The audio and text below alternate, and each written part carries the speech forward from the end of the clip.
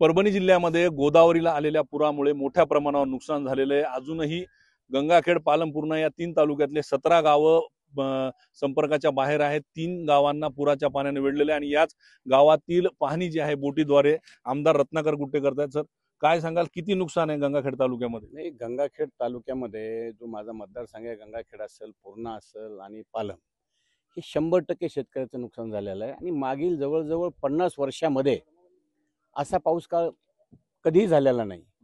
आणि इव्हन जवळजवळ 65 ते 70 फूटचे म्हणजे आता गंगाखेड धारखेड जो पूल आहे, त्या पुलावरून पाणी जाणं म्हणजे तुम्ही विचार करा, म्हणजे किती पाऊस पडला आणि किती काय झालं। त्याच्यामुळं खूप मोठं नुकसान आहे शेतकऱ्याचं आणि 100% नुकसान आहे। माझं म्हणजे सरकारला म्हणजे विनंती आहे सरकारला की हा ओला दुष्काळ जाहीर करावा, कारण का ओला दुष्काळ जाहीर केल्याशिवाय कुठलंही गत्यंतर नाही।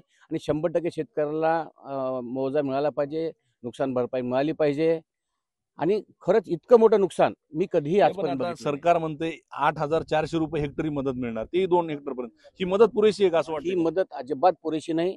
कमीत कमी हेक्टरी 25,000 रुपये कोरडवाहू आणि 50,000 कमीत कमी बागायतीला हेक्टरी म्हणजे हे दिलं पाहिजे, असं माझं मत आहे।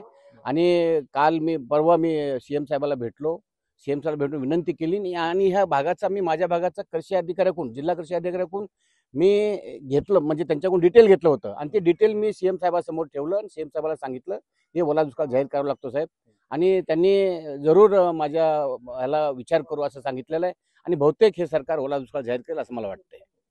तर हे होते आमदार रत्नाकर गुट्टे यांनी बोटीतून खळी या गावाला भेट दिली आणि नुकसानीची जी मदत आहे ती जवळपास 25,000 रुपये हेक्टरी मदत कोरडवाहूला आणि 50,000 रुपये हेक्टरी मदत जी आहे ती बागायती शेतीसाठी केली पाहिजे अशी मागणी त्यांनी केली। Camera person Venkatesh, Pankaj Kshirsagar, ABP Majha, खळी। एबीपी माझा, उघडा डोळे बघा नीट।